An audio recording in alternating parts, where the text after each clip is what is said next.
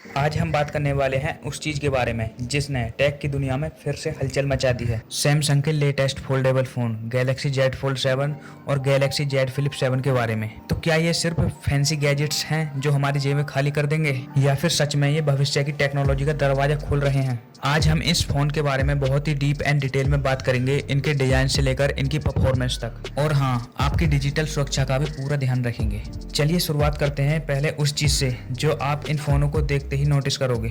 इनका design Galaxy Z fold 7 अब तक का सबसे पतला फोल्डेबल डिजाइन है। सिर्फ 5.2 mm जब खुला होता है, और अब तक का सबसे पतला फोन था पिक्सल 9 प्रो फोल्ड जो कि था 5.1 mm। अब इस फोन को जरा ध्यान से देखिए, ये पिछले वाले फोल्ड 6 से कितना पतला है, और वजन है इसका सिर्फ 215 ग्राम जो कि गैलेक्सी S25 अल्ट्रा से भी कम है। तो देख रहे हो इसका डिजाइन कुछ इस तरीके से है। आप एक फोल्डिंग फोन में ही एक नॉर्मल फोन यूज कर सकते हो। सैमसंग ने इंजीनियरिंग का यहाँ एक स्तर छू लिया है। ये सिर्फ पतला ही नहीं हुआ बल्कि पिछले वाले फोन से कहीं ज्यादा मजबूत भी है। और अब आता है गैलेक्सी जेड फ्लिप 7। ये फोन अपने कॉम्पैक्ट डिजाइन के लिए जाना जाता है, और अब ये नए रंगों और मैट फिनिश के साथ और भी ज्यादा सुंदर दिखाई देता है, जो कि आप देख सकते हो। पॉकेट में फिट होने वाला ये फोन अब और भी बेहतरीन कर दिया गया है पहली बार डिवाइस से।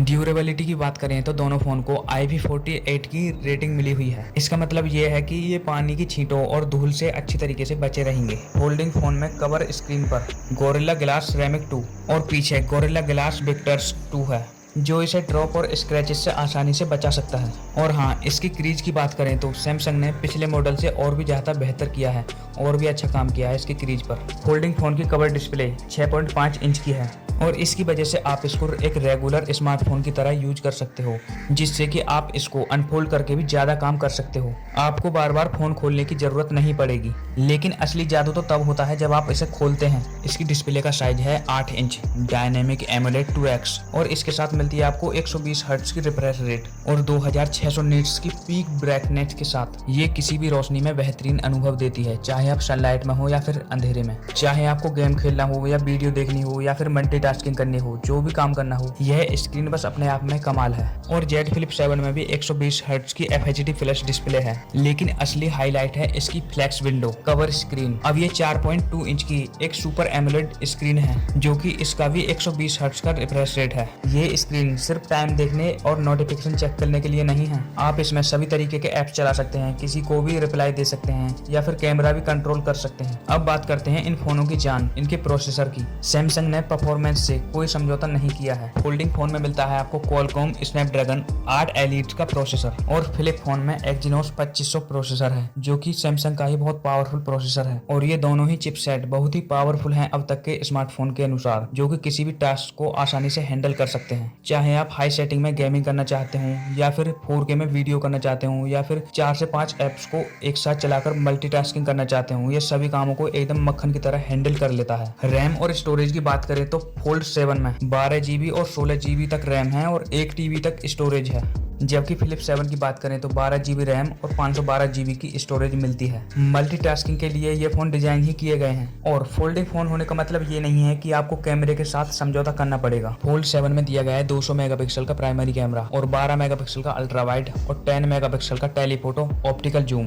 और वहीं इसकी मेन और अंडर स्क्रीन में दोनों ही 10-10 मेगापिक्सल के कैमरा सेंसर दिए गए हैं। और इसमें जो 200 मेगापिक्सल का कैमरा सेंसर दिया गया है वो S25 अल्ट्रा में भी है। और हाँ, इस फोन को आप टेबल पर रख के या फिर कहीं पर भी रख के आप ग्रुप सेल्फी या फिर अपने परिवार के साथ सेल्फी ले सकते हो। और फ्लिप 7 के अंदर भी 50 मेगापिक्सल का प्राइमरी कैमरा और 12 मेगापिक्सल का अल्ट्रा वाइड और 10 मेगापिक्सल का मेन डिस्प्ले में, और इसकी फ्लेक्स विंडो का इस्तेमाल करके आप एक हाई क्वालिटी सेल्फी ले सकते हो। और एक प्लस पॉइंट, आपको नाइटोग्राफी और AI के फीचर्स मिल जाते हैं कैमरे के अंदर ही। बैटरी लाइफ हमेशा एक चिंता का विषय रही है, खासकर फ्लैगशिप फोन्स में। गैलेक्सी जेड फोल्ड 7 में 4400 mAh की बैटरी है, जबकि गैलेक्सी जेड फ्लिप 7 में 4300 mAh की बैटरी है। फ्लिप 7 सीरीज में अब तक की सबसे बड़ी फास्ट चार्जिंग 25 वोट की है और 15 वोट की वायरलेस चार्जिंग है। मेरे हिसाब से तो अगर आप हैवी यूजर्स हैं, कुछ हैवी वर्क करते हैं, तो आपको 1 से 2 बार दिन में चार्जिंग पर लगाना होगा। अगर आप नॉर्मली टास्क करते हैं या फिर कभी कभार फोन को चलाते हैं तो आपको पूरा दिन निकल जाएगा, चार्ज करने की जरूरत नहीं पड़ेगी। अब बात करते हैं इन फोन की सिक्योरिटी के बारे में, जो कि इस तरीके के प्रीमियम फोन